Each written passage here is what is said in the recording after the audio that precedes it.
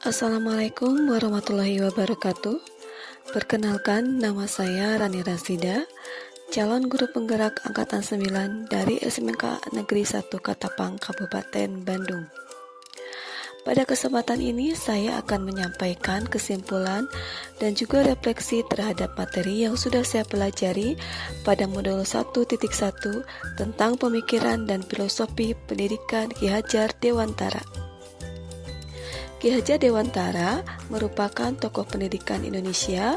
Beliau lahir dengan nama Raden Mas Suwati Suryaningrat pada tanggal 2 Mei 1889.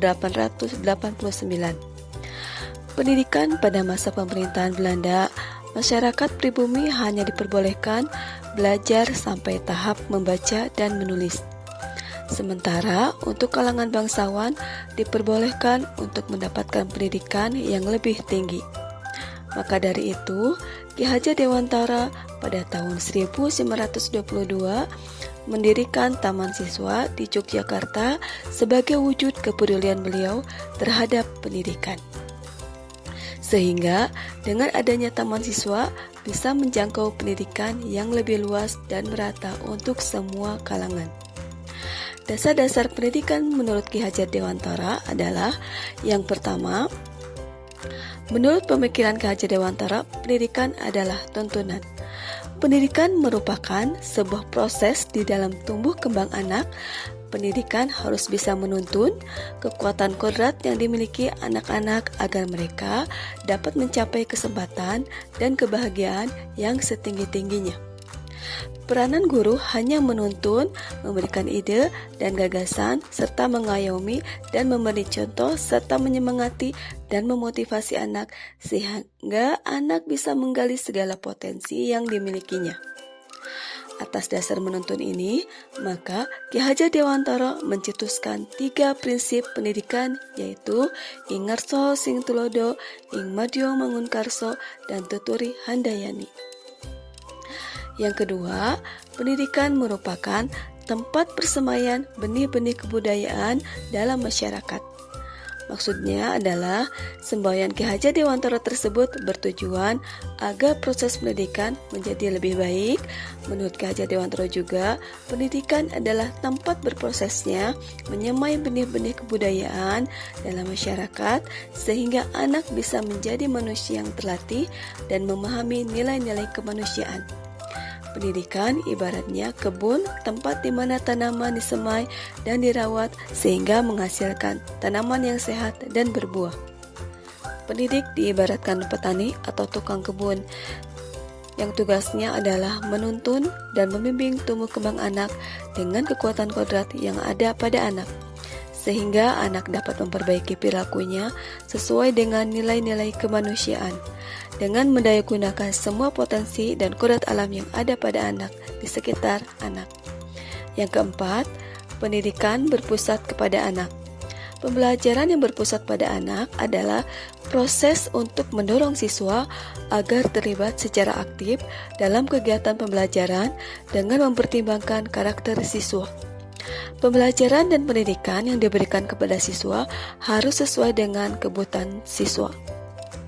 Peran guru dalam penerapan pembelajaran ini lebih kepada fasilitator daripada menjadi seorang pengajar, sehingga siswa menjadi pembelajar yang aktif dalam proses pembelajaran. Sedangkan guru membantu, membimbing, mengelola, mengarahkan pembelajaran siswa. Setelah kita memahami dasar-dasar pendidikan menurut Ki Hajar Dewantara, kemudian bagaimana caranya kita menebalkan laku anak? Pendidikan merupakan sebuah proses panjang untuk memanusiakan manusia, dalam artian bagaimana manusia bermanfaat sehingga menjadi manusia yang memiliki karakter positif sesuai dengan nilai-nilai kemanusiaan. Menurut Ki Hajar Dewantara, budi pekerti merupakan perpaduan antara gerak pikiran, perasaan, dan kehendak atau kemauan, sehingga menimbulkan tenaga untuk berproses menuju lebih baik. Budi pekerti juga dapat diartikan sebagai perpaduan antara cipta atau kognitif, karsa atau afektif, sehingga menciptakan karya atau psikomotor. Berikut akan saya sampaikan refleksi untuk modul 1.1. Sebelum saya mempelajari modul 1.1 mengenai filosofi dan pemikiran pendidikan Ki Hajar Dewantara, saya mempunyai beberapa keyakinan bahwa kegiatan pembelajaran akan berhasil apabila guru dapat memberikan semua materi secara langsung kepada siswa dan siswa mendapatkan nilai yang bagus pada saat ujian. Anak diberikan penekanan untuk menyelesaikan tugas atau kegiatan sampai selesai dan memberikan hukuman kepada siswa yang tidak menyelesaikan tugas dengan cara mengurangi jam istirahat mereka. Dan saya meyakini bahwa hukuman merupakan sebuah proses yang efektif untuk mendidik siswa. Refleksi yang kedua. Pemikiran Ki Hajar Dewantara yang paling melekat pada modul 1.1 ini adalah sebagai guru harus memahami karakteristik dan kebutuhan belajar siswa. Proses pembelajaran tidak bisa dipaksakan untuk semua anak. Guru harus bisa mendiagnosa kebutuhan dan karakter siswa dan itu harus dilakukan pada awal-awal pembelajaran agar guru dapat menentukan strategi dan metode pembelajaran yang sesuai dengan karakter siswa. Guru harus bisa menuntun segala kodrat pada anak, yaitu kodrat alam dan kodrat zaman. Kodrat alam yaitu potensi yang dimiliki anak sejak lahir yang masih harus diasah dan dilatih sehingga bisa menjadi lebih baik untuk kehidupan anak di masa depan. Yang ketiga yang akan saya lakukan adalah kegiatan pembelajaran diupayakan agar anak bisa berpikir kritis, kreatif dengan membangun semangat.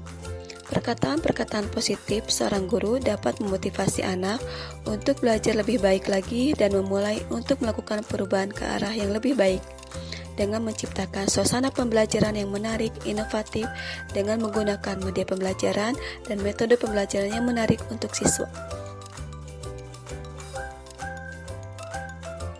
Sekian yang dapat saya sampaikan mengenai kesimpulan dan juga refleksi pengetahuan dan pengalaman saya dalam mempelajari pemikiran dan filosofi pendidikan Ki Hajar Dewantara. Terima kasih. Salam guru penggerak. Wassalamualaikum warahmatullahi wabarakatuh.